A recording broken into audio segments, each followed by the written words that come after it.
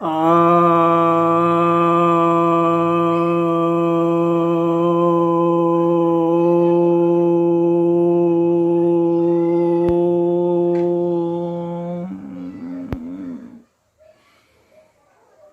सभी भक्तजनों को सप्रेम नमन। भक्तों, आज आपकी एक जिज्ञासा का समाधान लेकर आया हूँ।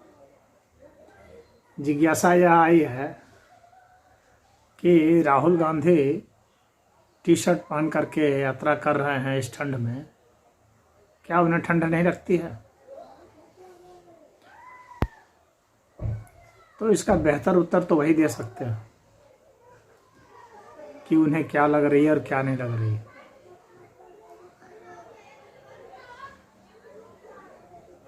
अब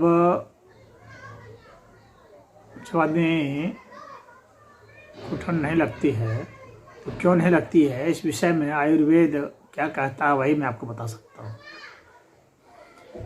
आयुर्वेद का यही कहना है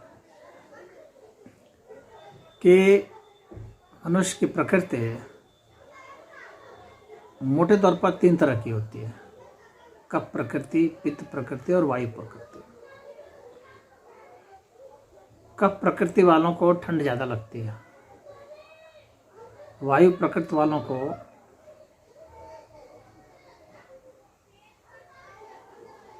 ज़्यादा ना ठंड लगेगी ना कम ठंड लगेगी, वो बीच के हैं। और पित्त प्रकृति वाले जो हैं उन्हें कम से कम ठंड लगती है।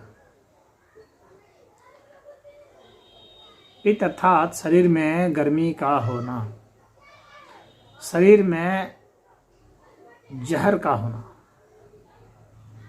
जो व्यक्ति जितना जहरीला होगा, जितना कड़वा बोलने वाला होगा, तीखा बोलने वाला होगा, जितना आक्रामक होगा, जितना महत्वाकांक्षी होगा, जितनी ज़्यादा उसमें हिंसा घृणा होगी, उस व्यक्ति में उतना ही पित्त की मात्रा बढ़ जाती है। तो आप अपने पित्त की मात्रा ऐसे बढ़ा सकते हैं, और इस तरह से पित्त की मात्रा बढ़ा देने से आपको ठंड नहीं लगेगी। आप देखे होंगे सांप जिसको काट लेता है उसे ठंड नहीं लगती है, क्योंकि जहर बहुत गर्म होता है। बिच्छू काट दिया, डंक मार दिया तो आपको ठंड नहीं लग सकती है। जितनी भी जहरीली चीज़ें हैं वे आपके भीतर में गर्मी उत्पन्न करती हैं। जैसे मदार हो गया, जैसे बछनाग हो गया, जैसे आपको कुचला हो गया, कनेर हो गया। तो ये सब जो है संख्या है, सारी जहरीली चीज़ें उत्पन्न करी है। मादक द्रव्य भी बहुत होते हैं, कई लोग मादक द्रव्य पीते हैं। शराब भी आपका मादक द्रव्य है, शराब पिएंगे ठंड नहीं लगेगी। तो मादक द्रव्य पी लेंगे, शराब में ही मिला करके पी लेंगे, हेरोइन पी लेंगे, कुछ पी लेंगे तो ठंड नहीं लगेगी। या आप खुद ही ऐसे इतने जहरीले हैं, इतनी गंदी भद्दी सोच रखते हैं, तो आपको ठंड नहीं लगेगी। तो ये आपके भीतर जहर की मात्रा पर निर्भर करता है।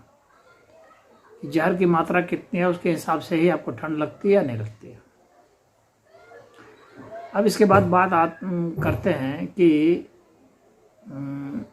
एक मनोवैज्ञानिक पक्ष की, कि जब आप यह मान के चलते हैं कि ठंड है और मुझे इससे बचना है, तो आपको ज़्यादा ठंड लगेगी। और जब यह मानेंगे कि ठंड है लेकिन मुझे इससे लड़ना है, तो आपको कम ठंड लगेगी। और आपकी एक्टिविटी पर भी निर्भर करती है। यदि आप चल रहे हैं तो आपके शरीर के भीतर में स्वतः ही गर्मी उत्पन्न होती रही, तो आपको ठंड कम लगेगी। और जैसे गर्म पदार्थ होते हैं उनको भी खा लिया जाता है, जैसे कि मान लीजिए कि आप शिलाजीत खा लिए, सफ़ेद मूसली खा लिए, केवांच बीज खा लिए। ये सब सारे जो हैं एक तरह से काफ़ी गर्म पदार्थ होते हैं, अदरक खा लिए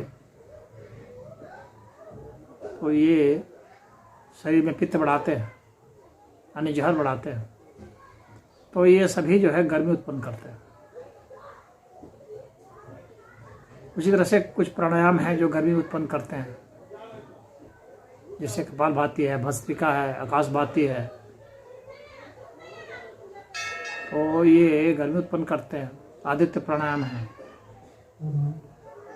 तो इन प्राणायाम को करके भी आप अपने को गर्म रख सकते हैं। लेकिन मूलतः चाहे आप कुछ भी करते हैं, शरीर के भीतर में वो जहर ही होना चाहिए। सारा खेल उसी का है। आप चाहे कुछ भी कर लें, शरीर में जितना जहर होगा उतना ही आप गर्म महसूस करेंगे। तो बात इतनी है।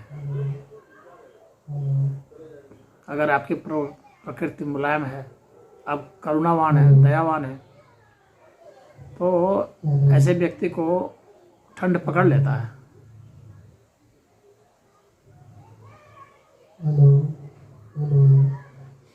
तो ये जो सारा रहस्य है वो इसी में है। आपके भीतर का जो माइंड सेट है, उसमें आपकी वाणी विचार जो है, उसमें आपका खान पान है, उसमें आपके भीतर में कितना जहर पल रहा है उसमें। अब आप उसकी मात्रा कैसे बढ़ाते हैं, अपने शरीर के भीतर पित्त की मात्रा कैसे बढ़ाते हैं, ये आपकी टेक्निक पर निर्भर करता है। जिस टेक्निक से आप बढ़ा लें, लेकिन जब ये बढ़ जाएगा तो नहीं लगेगा। और एक दूसरा होता है कि प्रोटेक्शन होता है। आदमी स्वेटर पहन लेता है, ब्लेजर पहन लेता है, कोट पहन लेता है, जैकेट पहन लेता है, तो उससे बाहरी सर्द हवाओं से अपने को प्रोटेक्शन देता है, भीतर साधारण रहते हैं। लेकिन पित्त प्रकृति वाले जो है वो तो बर्फ पर भी चल सकते हैं, लेकिन गर्मी में उन्हें परेशानी होती है। गर्मी में वो बेहोश हो सकते हैं। पित्त प्रकृति वाले को गर्मी के दिनों में यात्रा करने के लिए कह दिया जाएगा तो वो बेहोश हो जाएगा। नाक से खून गिरने लगेगा, कान से खून गिरने लगेगा, लू लग जाएगी, गिर जाएंगे। क्योंकि पहले से ही शरीर जहरीला है, गर्म है, और बाहर की गर्म हवा जो है उसे परेशान कर देगी। तो बहुत जब मौसम गर्म हो तो वहाँ कफ प्रवृत्ति वाला जो है, कफ प्रकृति वाला व्यक्ति सफल है, उसको उतनी गर्मी नहीं लगती, क्योंकि स्वतः ही शरीर उसका ठंडा है। तो ये सारा विज्ञान जो है वो है इस तरह से। तो इसमें इतना ही। हरि ओम।